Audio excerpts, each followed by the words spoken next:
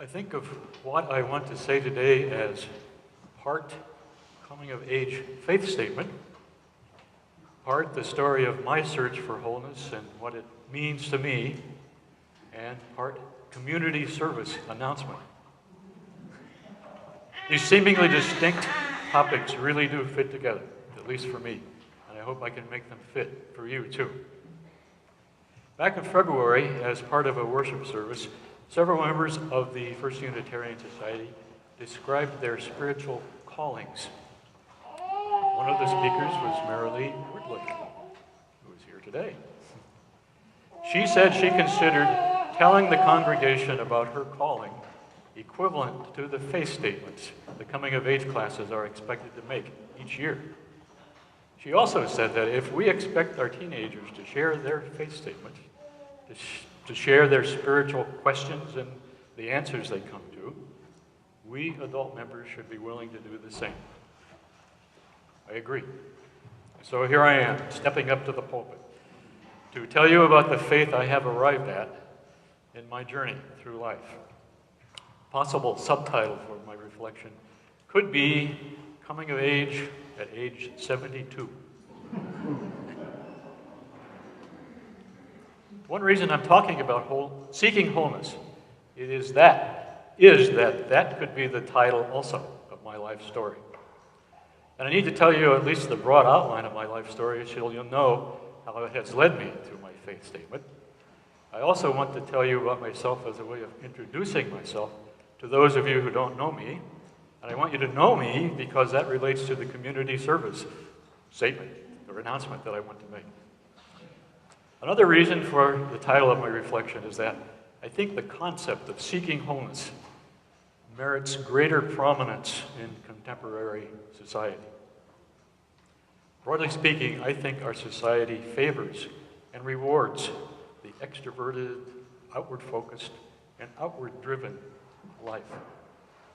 Because of the busyness of life today, it is easy to give our inner personal lives short shrift.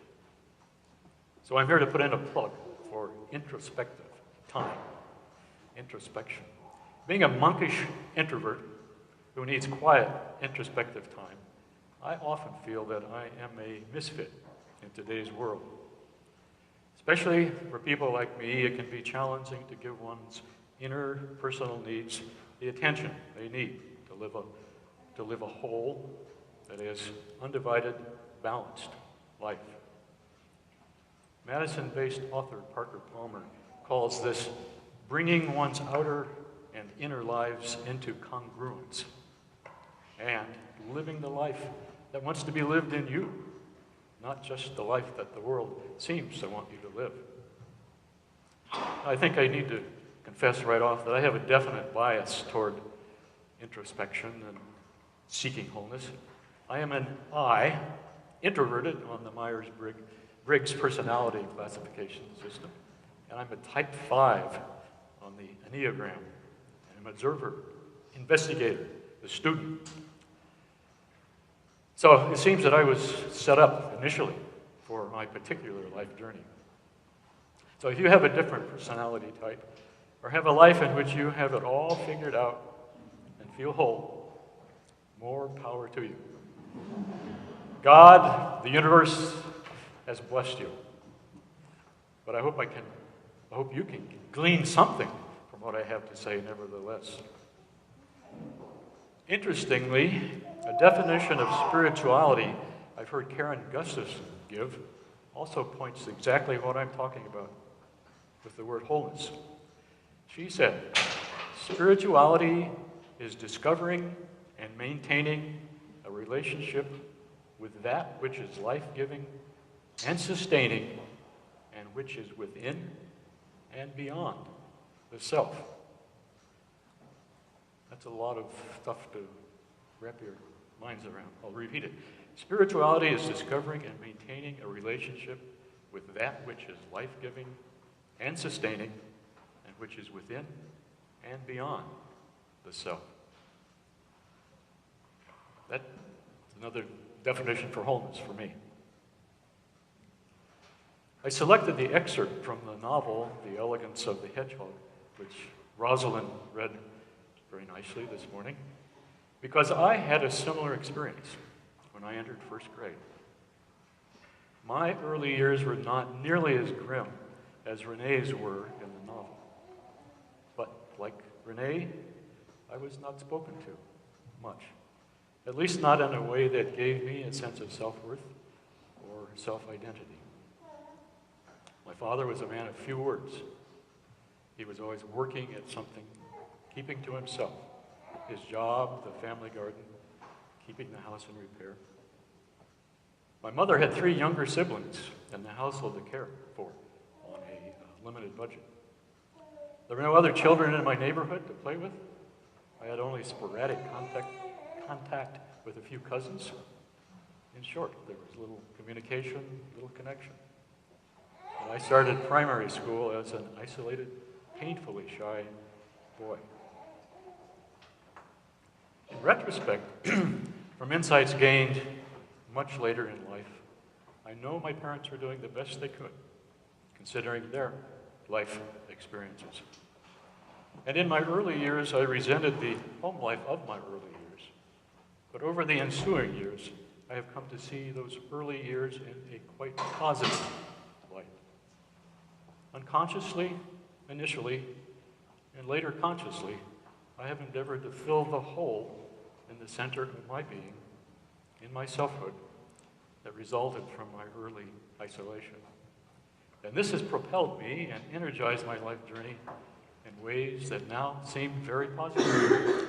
So I feel very grateful for the way my life has unfolded. And from the start, I had in it too, because it spurred the whole thing. Like Renee in the novel, because my teachers treated me as being worthy of attention, I responded enthusiastically to their encouragement.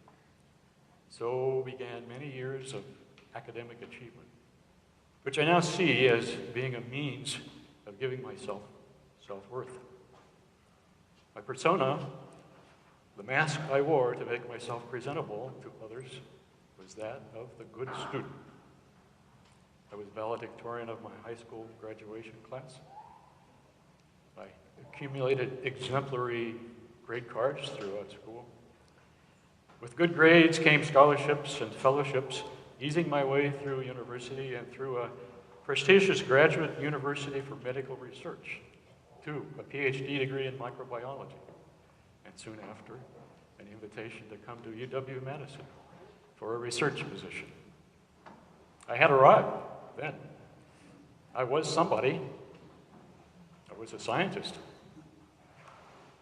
About 10 years later, though, I began to feel my scientific research career was not satisfying. I didn't experience a sudden aha moment. It was more like a slowly developing realization in which I became aware that the line of work was not how I wanted to spend my time. So began what I call the searching and seeking period of my life, which continues to this day. Initially, it was very stressful. I was often depressed.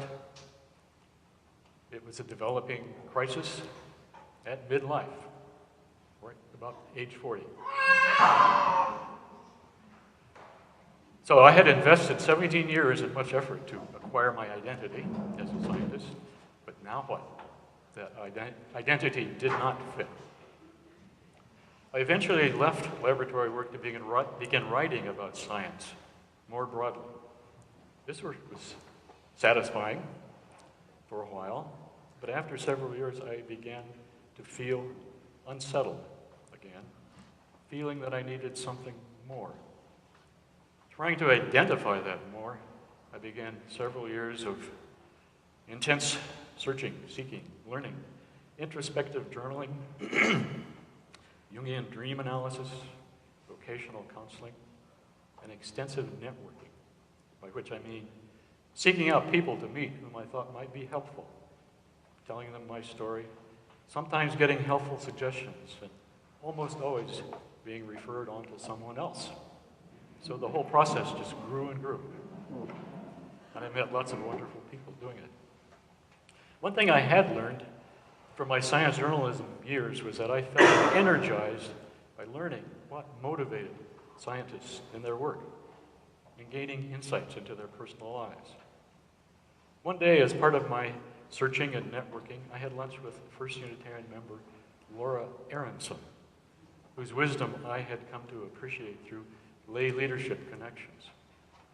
Laura suggested it might be helpful in my quest to take the training course for hospice volunteers, because it would help me examine my life and my values. I took her advice, and I was moved to serve as a volunteer for many years then. The intimate time I spent with hospice patients and their friends and their families convinced me that my future work should be people-focused. More introspection, more counseling, more networking, and it became clear that some sort of ministry focused on people's life journeys was what I was being called to. So back to being a student again, first part-time, to see if this new direction seemed right. It did. I decided to leave writing and prepare full-time for ministry.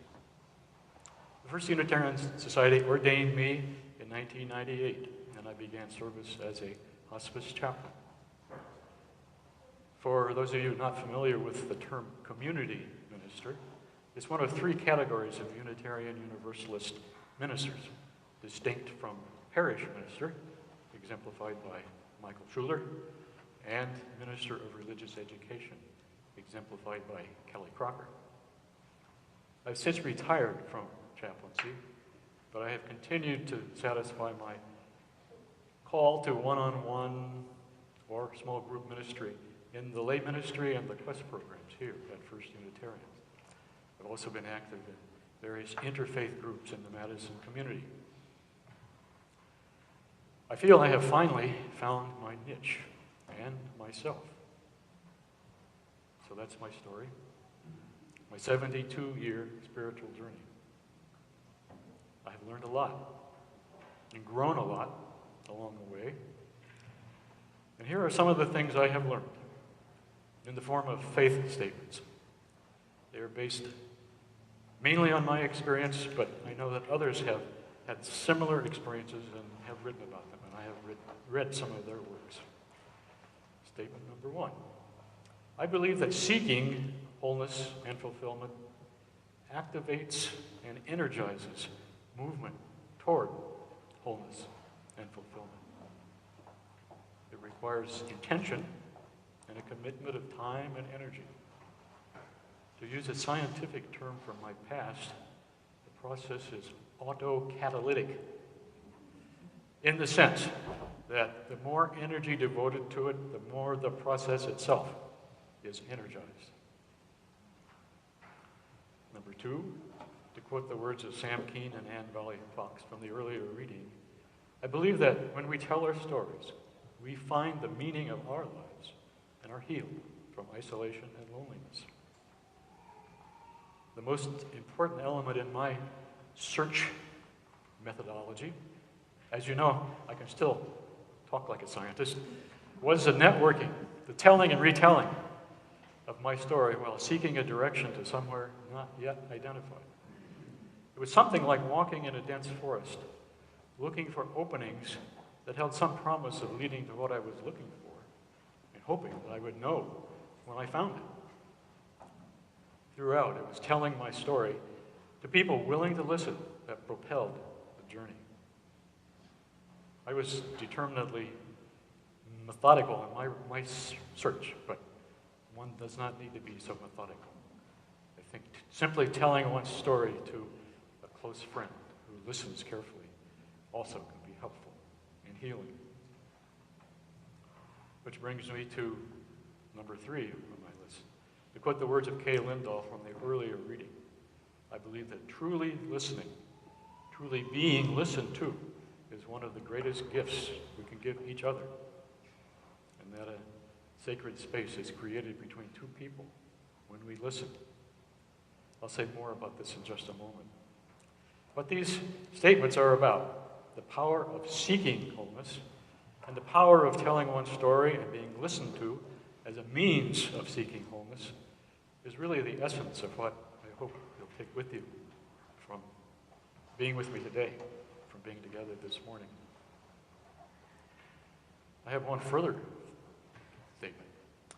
I believe that my life has unfolded under the guidance of some source of wisdom beyond my normal conscious functioning, beyond my normal sense of self. I suspect some of you wonder what I think that source of wisdom might be. Well, I could attribute it to God. But my rational mind says that's not really very helpful, because my concept of God is whatever it is that is responsible for the existence and the unfolding of the universe. Even though I consider myself, and all of you too, a part of that ongoing unfolding, it seems somehow unacceptably self-aggrandizing to think that whatever that is somehow guiding the unfolding of my personal life. But I also believe that, and I have another faith statement here, to personalize and paraphrase what Shakespeare had Hamlet say to Horatio, there are more things in heaven and earth than I am aware of or can conceive of. So, I'm leaving the possibility open. Parker Palmer's Quaker-based notions of the still, small voice, the inner teacher, work better for me. I don't need to know precisely the nature of what these terms refer to know that I have benefited by something to which they could be applied. One final faith statement.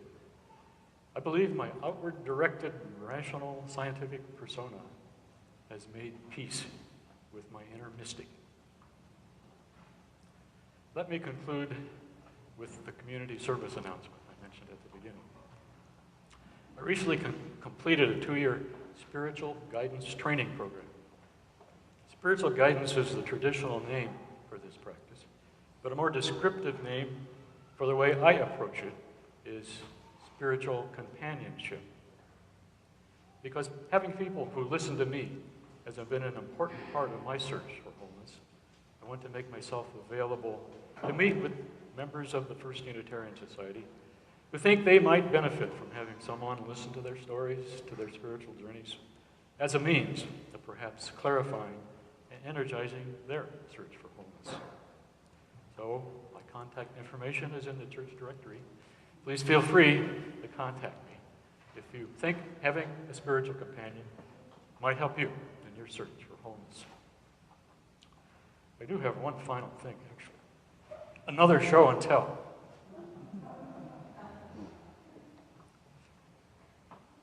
I don't know if you can read this at the back. The words say, inquire within. But if I were designing this shirt, I would say, inquire within, reach out, then reach out. So, I close with that.